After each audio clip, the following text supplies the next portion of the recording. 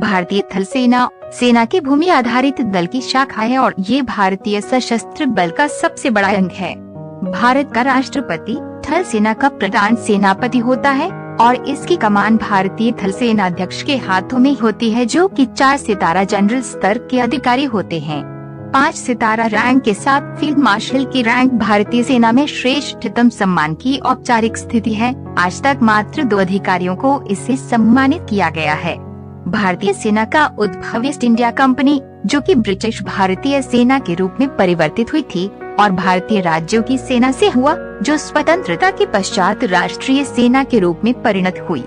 भारतीय सेना की टुकड़ी और रेजिमेंट का विविध इतिहास रहा है। इसने दुनिया भर में कई लड़ाई और अभियानों में हिस्सा लिया है तथा आजादी से पहले और बाद में बड़ी संख्या में युद्ध सम्मान अर्जित किए। भारतीय सेना का प्राथमिक उद्देश्य राष्ट्रीय सुरक्षा और राष्ट्रवाद की एकता सुनिश्चित करना, राष्ट्र को बाहरी आक्रमण और आंतरिक खतरों से बचाव और अपनी सीमाओं पर शांति और सुरक्षा को बनाए रखना है। ये प्राकृतिक आपदाओं और अन्य गड़बड़ी के दौरान मानवीय बचाव अभियान भी चलाते हैं, जैसे ऑपरेशन सूर्य आशा, और आंतरिक खतरों से निपटने के लिए सरकार द्वारा भी सहायता हेतु अनुरोध किया जा सकता है। ये भारतीय नौसेना और भारतीय वायुसेना के साथ राष्ट्रीय शक्ति का एक प्रमुख अंग है। सेना अब तक पड़ोसी देश इस्लामी पाकिस्तान के साथ 4 युद्धों तथा चीन के साथ 1 युद्ध लड़ चुकी है। सेना द्वारा किए गए अन्य प्रमुख अभियानों में ऑपरेशन विजय, ऑपरेशन मेघदूत और ऑपरेशन कैक्टस शामिल हैं।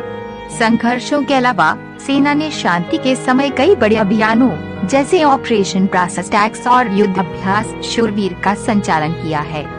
सेना ने कई देशों में संयुक्त राष्ट्र के शांति मिशनों में एक सक्रिय प्रतिभागी भी रहा है, जिनमें Cyprus, Lebanon, Congo, Angola, Cambodia, Vietnam, Namibia, El Salvador, Liberia, Mozambique और सोमालिया आदि सम्मिलित हैं।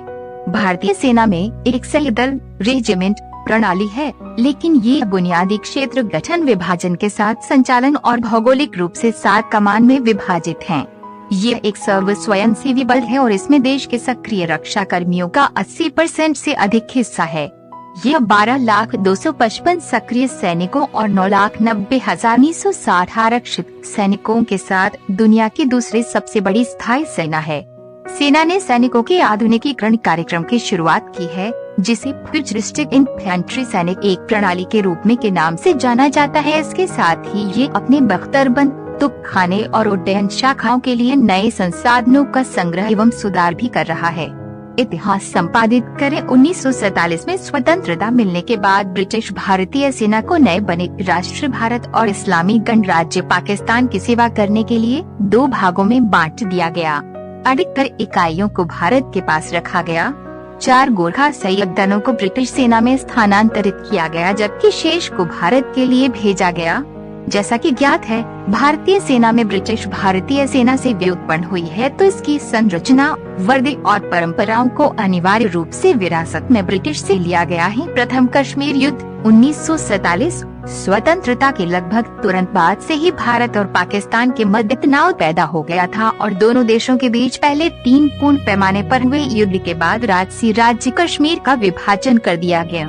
कश्मीर के महाराजा की भारत या पाकिस्तान में से किसी भी राष्ट्र के साथ विलय की अनिच्छा के बाद पाकिस्तान द्वारा कश्मीर के कुछ हिस्सों में आदिवासी आक्रमण प्रायोजित करवाया गया। भारत द्वारा आरोपित पुरुषों को भी नियमित रूप से पाकिस्तान की सेना में शामिल किया गया। जल्द ही पाकिस्तान ने अपने दलों को सभी राज्यों को अपने में संलग्न करने के लिए भेजा। महाराजा हरि सिंह ने भारत और लॉर्ड माउंटबेटन से अपनी मदद करने की याचना की, पर उनको कहा गया कि भारत के पास उनकी मदद करने के लिए कोई कारण नहीं है। इस पर उन्होंने कश्मीर के विलय के एक तरफा संधि पत्र पर हस्ताक्षर किए, जिसका निर्णय ब्रिटिश सरकार द्वारा लिया गया, पर पाकिस्तान को यह संधि कभी भी स्वीकार नहीं हुई। इस संधि के तुरंत बाद ही भारतीय सेना को आक्रमणकारियों से मुकाबला करने के लिए श्रीनगर भेजा गया। इस दल में जनरल थिम्मैया भी शामिल थे, जिन्होंने इस कार्यवाही में काफी प्रसिद्धि हासिल की और बाद में भारतीय सेना के प्रमुख बने। पूरे राज्य में एक गहन युद्ध छिड़ गया और पुराने साथी आपस में लड़ रहे थे। दोनों पक्षों में कुछ को राज्यवार बढ़त मिली, तो साथ ही साथ महत्वपूर्ण नुकसान भी हुआ। 1948 के अंत में नियंत्रण रेखा पर लड़ रहे सैनिकों में असहज शांति हो गई, जिसको संयुक्त राष्ट्र द्वारा भारत और पाकिस्तान में विभाजित कर दिया गया। पाकिस्तान और भारत के मध्य कश्मीर में उत्पन्न हुआ तनाव कभी भी पूर्ण रूप से समाप्त नहीं हुआ है। संयुक्त राष्ट्र शांति सेना में योगदान। कोरिया में सितंबर 1953 में तटस्थ बफर जोन के साथ शांति स्थापित करने के लिए भारतीय सेना के आगमन पर वर्तमान में भारतीय सेना की एक टुकड़ी संयुक्त राष्ट्र की सहायता के लिए समर्पित रहती है। भारतीय सेना द्वारा निरंतर कठिन कार्यों में भाग लेने की प्रतिबद्धताओं की हमेशा प्रशंसा की गई है। भारतीय सेना ने संयुक्त राष्ट्र की कई शांति स्थापित करने की कार्यवाहियों में भाग लिया गया है, जिनमें से कुछ इस प्रकार हैं: अंगोला, कंबोडिया, साइप्रस, लोकतांत्रिक गणराज्य Congo, El Salvador, Namibia, Lebanon, Liberia, Mozambique, Rwanda, Somalia, Sri Lanka और वियतनाम। भारतीय सेना ने कोरिया में हुई लड़ाई के दौरान घायलों और बीमारों को सुरक्षित लाने के लिए भी अपनी अर्धसैनिकों की इकाई प्रदान की थी। हैदराबाद का विलय। 1948 भारत के विभाजन के उपरांत राजसी राज्य हैदराबाद, जो कि निजाम द्वारा शासित था, ने स्वतंत्र राज्य के तौर रहना पसंद किया। निजाम ने हैदराबाद को भारत में मिलाने पर अपनी आपत्ति दर्ज करवाई। भारत सरकार और हैदराबाद के निजाम के बीच पैदा हुई निर्णायक स्थिति को समाप्त करने हेतु भारत के उप प्रधानमंत्री सरदार वल्लभ भाई पटेल द्वारा 12 सितंबर 1948 को भारतीय टुकड़ियों को हैदराबाद की सुरक्षा करने का आदेश दिया। 5 दिनों की गहन लड़ाई के बाद वायुसेना के समर्थन से भारतीय सेना ने हैदराबाद की सेना को परास्त कर दिया। उसी दिन हैदराबाद को भारत गणराज्य का भाग घोषित कर दिया गया। पोलो कार्यवाही के अगुआ मेजर जनरल जयंतो नाथ चौधरी को कानून व्यवस्था स्थापित करने के लिए हैदराबाद का सही शासक 1948 से 1949 घोषित किया गया। गोवा, दमन और दीव का विलय। 1961 ब्रिटिश और फ्रांस द्वारा अपने सभी औपनिवेशिक अधिकारों को समाप्त करने के बाद भी भारतीय उपमहाद्वीप गोवा, दमन और दीव में पुर्तगालियों का शासन रहा। पुर्तगालियों द्वारा बार बार बातचीत को अस्वीकार कर देने पर नई दिल्ली द्वारा 12 दिसंबर 1961 को ऑपरेशन विजय की घोषणा की और अपनी सेना के एक छोटे से दल को पुर्तगाली क्षेत्रों पर आक्रमण करने के आदेश दिए। 26 घंटे चले युद्ध के बाद गोवा और दमन और दीव को सुरक्षित स्वतंत्र करा लिया गया और उनको भारत का अंग घोषित कर दिया गया। भारत चीन युद्ध 1962-1959 से भारत प्रगति नीति का पालन करना शुरू कर दिया। प्रगति नीति के अंतर्गत भारतीय गश्त दलों ने चीन द्वारा भारतीय सीमा के काफी अंदर तक हथियाई गई चौकियों पर हमला बोलकर उन्हें फिर कब्जे में लिया। भारत के मैक-महून रेखा को ही अंतर्राष्ट्रीय सीमा मान लिए जाने पर जोर डालने के कारण भारत और चीन की सेनाओं के बीच छोटे स्तर पर संघर्ष छिड़ गया। बहरहाल भारत और चीन के बीच मैत्रीपूर्ण संबंधों के कारण विवाद ने अधिक तूल नहीं पकड़ा। युद्ध का कारण अक्साई चीन और अरुणाचल प्रदेश की क्षेत्रों की संप्रभुता को लेकर था। अक्साई चीन में, जिसे भारत द्वारा कश्मीर और चीन द्वारा झिंजियांग का हिस्सा का दावा किया जाता रहा है, एक महत्वपूर्ण सड़क लिंक है जो कि तिब्बत और चीनी क्षेत्रों झिंजियांग को जोड़ती है।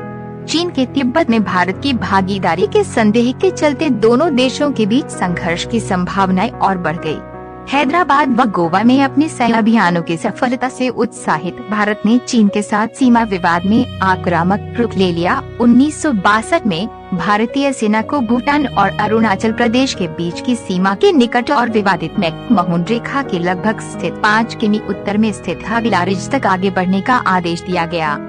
इसी बीच चीनी सेनाएं भी भारतीय क्षेत्र में घुसपैठ कर चुकी थीं और दोनों देशों के बीच तनाव चरम पर पहुंच गया जब भारतीय सेनाओं ने पाया कि चीन ने अक्साई चीन क्षेत्र में सड़क बना ली है। वार्ताओं की एक श्रृंखला के बाद चीन की पीपल्स लिबरेशन आर्मी ने हाविला रिज पर भारतीय सेनाओं के ठिकानों पर हमला बोल दिया। चीन के इस कदम से भारत आश्चर्यचकित रह गया और 12 अक्टूबर को नेहरू ने अक्साई चीन से चीनियों को खदेड़ने के आदेश जारी कर दिए।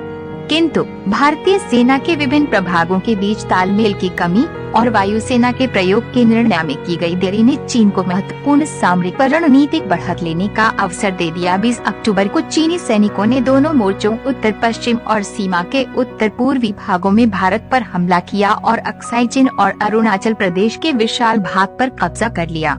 जब लड़ाई विवादित प्रदेशों से भी परे चली गई, तो चीन ने भारत सरकार को बातचीत के लिए आमंत्रण दिया, लेकिन भारत अपने खोए क्षेत्र हासिल करने के लिए अड़ा रहा। कोई शांतिपूर्ण समझौता न होते देख चीन ने एक तरफा युद्ध विराम घोषित करते हुए अरुणाचल प्रदेश से अपनी सेना को वापस बुला लिया। वापसी के कारण विवादित भी हैं। भारत का दावा है कि चीन के लिए अग्रिम मोर्चे पर मौजूद सेनाओं को सहायता पहुंचाना संभव न रह गया था तथा संयुक्त राज्य अमेरिका का राजनयिक समर्थन भी एक कारण था, जबकि चीन का दावा था कि ये क्षेत्र अब भी उसके कब्जे में है, जिस पर उसने कूटनीतिक दावा किया था। भारतीय और चीनी सेनाओं के बीच विभाजन रेखा को वास्तविक नियंत्रण रेखा का नाम दिया गया। भारत के सैन्य कमांडरों द्वारा लिए गए कमजोर फैसलों ने कई सवाल उठाए। जल्द ही भारत सरकार द्वारा भारतीय सेना के खराब प्रदर्शन के कारणों का निर्धारण करने के लिए हेंडरसन ब्रुक्स समिति का गठन कर दिया गया।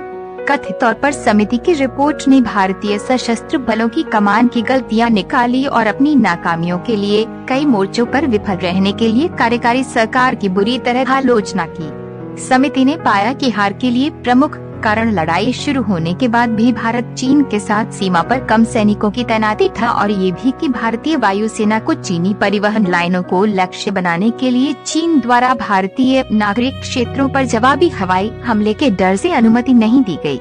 ज्यादातर दोष के तत्कालीन रक्षा मंत्री कृष्ण मेनन की अक्षमता पर भी दिया गया। रिपोर्ट को सार्वजनिक करने की लगातार मांग के बावजूद हेंडरसन ब्रुक्स रिपोर्ट अभी भी गोपनीय रखी गई है। द्वितीय कश्मीर युद्ध 1965 पाकिस्तानी पदों पर भारतीय सेना की 18वीं कैवलरी की टैंक 1965 के युद्ध के दौरान प्रभारी ले पाकिस्तान के साथ एक दूसरे टकराव पर मोटे तौर पर 1965 में जगह ले ली कश्मीर। पाकिस्तानी राष्ट्रपति अयूब खान शुरू ऑपरेशन जिब्राल्टर 1965 अगस्त में, जिसके दौरान कई पाकिस्तानी अर्धसैनिक सैनिकों को भारतीय प्रशासित कश्मीर में घुसपैठ और भारत विरोधी विद्रोह चिंगारी की कोशिश की। पाकिस्तानी नेताओं का मानना है कि भारत, जो अभी भी विनाशकारी युद्ध भारत चीन से उबरने का प्रयास कर रहा था, एक संयोजन और विद्रोह के साथ सौदा करने में असमर्थ होगा।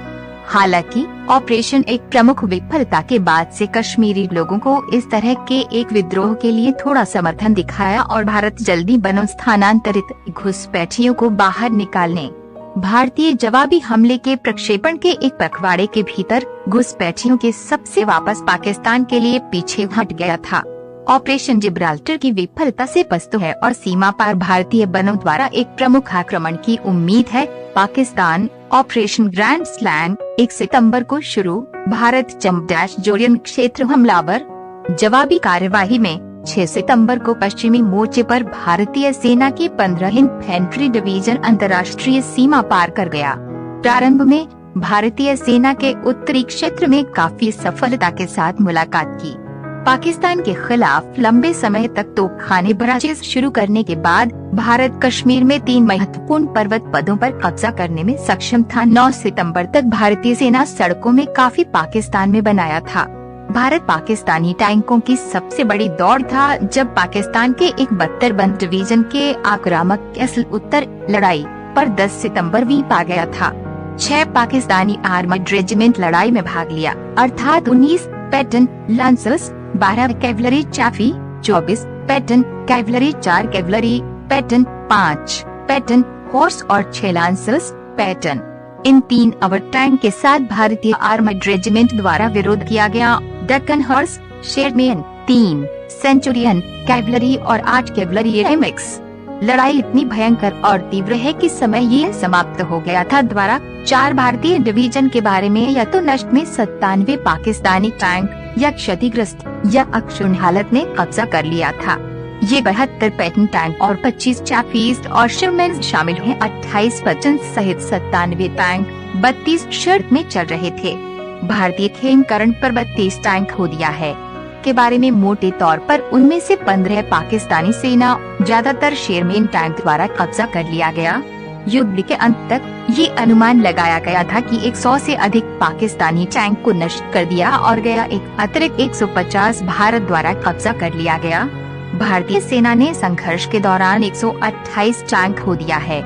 इनमें से 40 टैंक के बारे में उनमें से ज्यादातर एमएक्स-13 शेरमैन्स पुरानी चंबा और खेमकरण के पास लड़ाई के दौरान पाकिस्तानी हाथों में गिर गया। 23 सितंबर तक भारतीय सेना प्लस 3000 रणभूमि मौतों का सामना करना पड़ा, जबकि पाकिस्तान 3800 की तुलना में कम नहीं सामना करना पड़ा। सोवियत संघ दोनों देशों के बीच एक शांति समझौते की मध्यस्थता की थी और बाद में औपचारिक वार्ता में आयोजित किए गए ताशकंद एक युद्ध विराम पर घोषित किया गया था। 23 सितंबर भारतीय प्रधानमंत्री लाल बहादुर शास्त्री और अयूब खान लगभग सभी युद्ध पूर्व पदों को वापस लेने पर सहमत हुए। समझौते पर हस्ताक्षर करने के बाद घंटे लाल बहादुर शास्त्री ताशकंद विभिन्न षड्यंत्र के सिद्धांत को हवा देने में रहस्यमय परिस्थितियों में मृत्यु हो गई। युद्ध पूर्व पदों के लिए वापस करने का निर्णय के कारण भारत के रूप में नई दिल्ली में राजनीति के बीच एक चिल्लाहट युद्ध के अंत में एक लाभप्रद स्थिति में स्पष्ट रूप से किया गया था।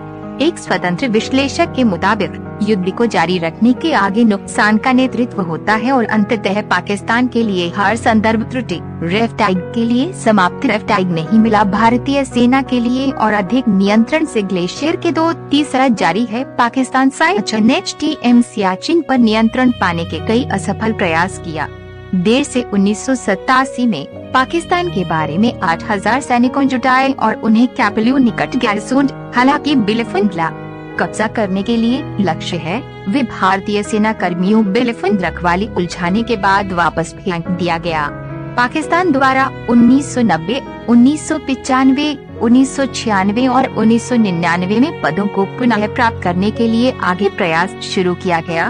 भारत के लिए अत्यंत दुर्गम परिस्थितियों और नियमित रूप से पहाड़ युद्ध सियाचिन से अधिक नियंत्रण बनाए रखने भारतीय सेना के लिए कई सारी चुनौतियों पोसेस कई बुनियादी ढांचा परियोजनाओं के क्षेत्र में निर्माण किया गया। समुद्र के स्तर से ऊपर एक हेलीपैड 21,000 फीट प्लस 6,400 मीटर सहित 2004 में भारतीय सेना के एक अनुमान के अनुसार 2 लाख अमेरिकी डॉलर एक दिन खर्च करने के लिए अपने क्षेत्र में तैनात कर्मियों का समर्थन।